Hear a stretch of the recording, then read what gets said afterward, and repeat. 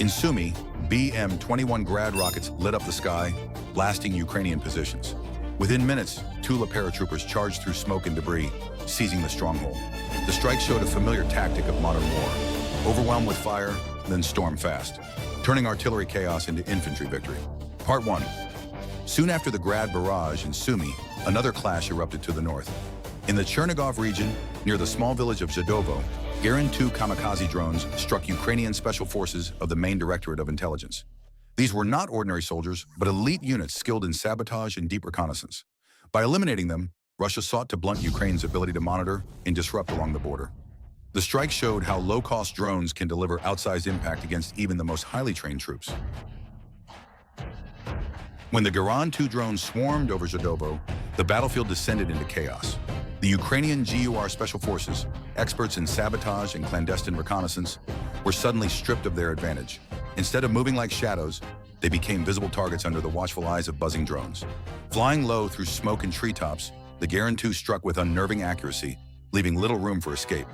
For Russia, the intent reached beyond eliminating soldiers. It was a blow to confidence. Striking elite forces carries a symbolic weight. If those regarded as Ukraine's best can be tracked and destroyed, then ordinary troops know nowhere is safe. That realization spreads quicker than explosions. Near Zhadovo, the Guards 2 demonstrated how fear and doubt can corrode an army just as effectively as bombs and bullets. Part 2. On the Krasnoarmeysk front, the deep roar of 152mm M-B towed howitzers shook the ground. Crews of the 114th Guards Brigade opened fire with deadly precision, striking concentrations of Ukrainian troops and silencing a machine gun nest. The effect was twofold: physical destruction and psychological disruption. Artillery like the M-B may seem old-fashioned, but in modern war it remains decisive, able to dictate tempo and deny the enemy any chance to regroup. Each shell fired wasn't random, but part of a larger design to grind down defenses, step by step. In Krasnoarmeysk, heavy guns once again reminded everyone that artillery still rules the battlefield. In the Zaporozhye region, the roar of gunfire mixes with shouted commands as the BARS-1 volunteer unit of the Dnepr Group pushes through grueling exercises. These are not routine drills. This is preparation forged under the shadow of real war. Soldiers sweat through trench assaults, moving as one under the guidance of veterans from the 58th Combined Arms Army. Their goal is clear: sharpen the art of storming fortified positions where every second and every shot counts. The training grounds become a stage where mistakes mean simulated defeat and precision means survival. From mastering heavy weapons to close quarters tactics, every movement is designed to carry into the chaos of battle. For these men, the line between practice and war is thin. Every drill echoes the battlefield they know awaits them. Part 3. Across multiple fronts, Russian UAV units unleashed a storm of precision. In Sumy, airborne teams from Tula cut down heavy Ukrainian quadcopters.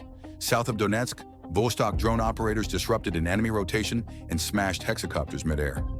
Meanwhile, Yug formation drones struck 2 field depots near Konstantinovka with pinpoint accuracy.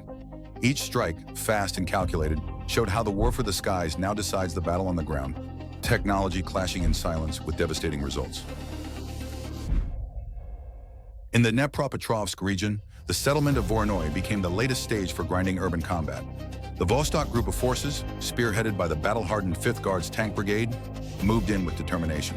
Their advance was not a sudden charge, but a carefully coordinated strike, layered with artillery fire and the constant presence of attack UAVs hovering overhead.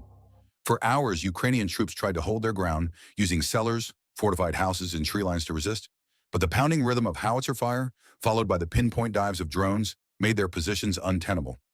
Under this combined pressure, the defenders were forced to withdraw, leaving shattered defenses and empty barricades behind. Once inside the village, Russian assault detachments executed the painstaking task of mopping up. Every building was entered, every basement checked, every structure searched for holdouts. Even the surrounding groves were combed, for experience had taught that small teams often hide there to strike later. Step by step, Voronoye was cleared of resistance. The symbolism of this capture was clear. The combination of heavy armor, precise artillery, and unrelenting drones can turn any village stronghold into a battlefield dominated by momentum. The fall of Voronoye wasn't just about territory. It was about demonstrating how layered pressure collapses defenses that seem strong on paper. For the 5th Guards Tank Brigade, it marked another chapter in their long history, proving once again why armored units remain decisive in modern war. And for Ukraine, it showed the cost of defending settlements under skies where every movement can be tracked, targeted, and shattered from above. The capture of Voronoye also revealed a growing pattern in the war. Villages are no longer just markers on a map, they are fortresses where both sides invest lives and resources. Each one becomes a symbol, its fall echoing beyond its borders. For Russian troops, gaining control over Voronoye meant opening a corridor deeper into Dnepropetrovsk, a step toward reshaping local logistics and supply lines. Part 4. In the Donetsk People's Republic, the battle for Aleksandrograd became a turning point on the Vostok Group's front. Spearheading the assault, the 36th Motorized Rifle Brigade pressed forward with resolute determination, breaking through layers of Ukrainian defenses. Their advance was not random chaos, but a carefully executed push, where every step was covered by artillery fire and guided by the eye in the sky. From tanks dug into cover to infantry in makeshift shelters, few escaped their view.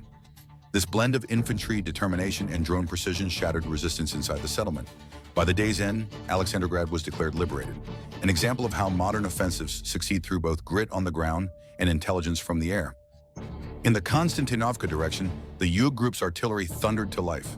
Crews of the 122mm 2S1 Gvozdika self-propelled howitzers rolled into deflated positions, shielded by the contours of the land. With practiced precision, they loaded high-explosive fragmentation shells and unleashed them in arcs of fire. Each round tore into Ukrainian fortifications, sending shockwaves through bunkers and trenches. The rhythm was relentless. Fire, reload, adjust, fire again, turning strong points into smoking craters. For the defenders, there was little room to breathe. For the attackers, it was the calculated orchestration of destruction. The Gvozdika, though not the newest gun on the battlefield, once again proved its value. Reliable, punishing, and capable of reshaping the front line with every volley. In South Donetsk, the silence was broken by the roar of a Sturm-S anti-tank missile. Guided with deadly accuracy by the Vostok Group, it streaked across the field and slammed into an enemy armored fighting vehicle. Flames and smoke marked the kill, a reminder of how one precise shot can decide a clash.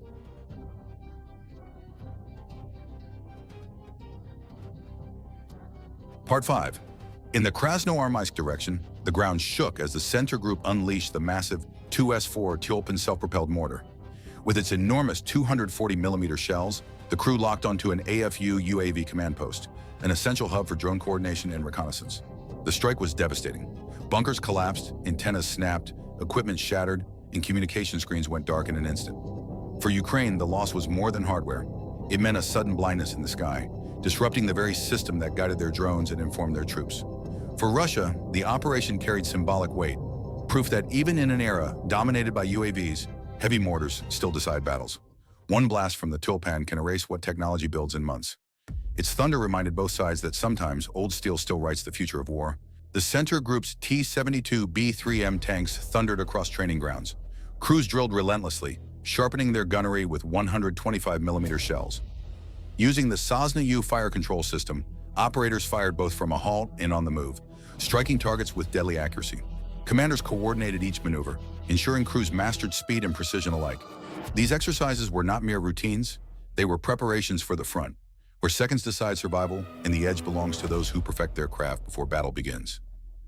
Our drones never miss hit. That phrase has become both a boast and a warning. Across the front, unmanned systems now strike with unnerving regularity, reshaping the battlefield. At the Rubicon Center, UAV operators track targets with steady precision. Their drones swoop down on Ukrainian hardware, communication lines, and personnel, leaving shattered wreckage and broken networks. In the Donetsk People's Republic, the Vostok Group pressed forward with FPV drones, turning them into flying bullets. One tank and an armored fighting vehicle were struck in rapid succession, explosions echoing through the town and proving that even steel giants are not immune when hunters come from above. Meanwhile, the Yug Group's Nevsky Volunteer Brigade unleashed their drone teams along the Kramatorsk-Druzhkovka axis. The targets here were dugouts, trenches where soldiers sought refuge. But the drones found them, diving into the earthworks and detonating with ruthless precision. For the men inside, what once felt like shelter became a trap. Together, these operations highlight a new reality. Drones are no longer auxiliary tools, but frontline weapons. They hunt tanks, soldiers, and signals alike, leaving commanders scrambling for countermeasures. Each strike chips away not only at hardware, but at morale. The message is unmistakable. On this battlefield, there is nowhere to hide from the silent machines overhead. On the Krasny-Liman front, Zaporozhye Group artillery struck with deadly precision. Their barrage destroyed an AFU UAV command post and a launch site filled with troops and ammunition. The effect was immediate. Drone activity collapsed. With eyes in the sky blinded and strike power lost, the sector fell silent. Proof that one barrage can change the battlefield. Part 6. In the Sumy region, the battlefield erupted under the weight of a joint strike by Su-34 aircraft and UAV teams.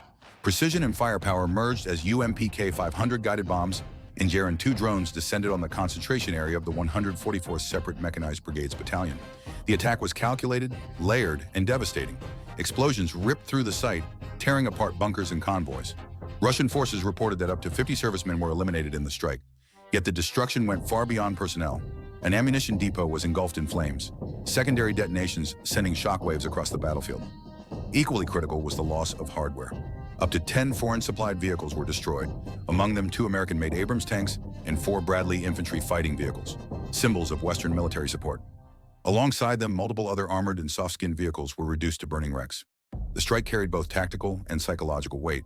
Tactically, it deprived Ukrainian units of manpower, supplies, and frontline mobility.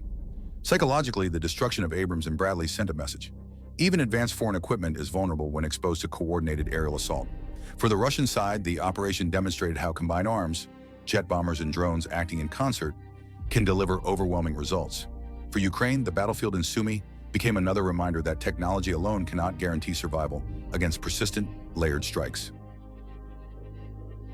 In the zone of the special military operation, the Zapad Group's artillerymen of the 79th Guards Missile Artillery Brigade once again showed how coordination changes the battlefield.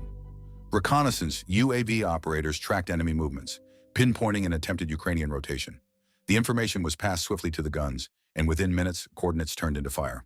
The barrage fell with crushing accuracy, scattering troop formations, crippling vehicles, and forcing the rotation to collapse before it had even begun.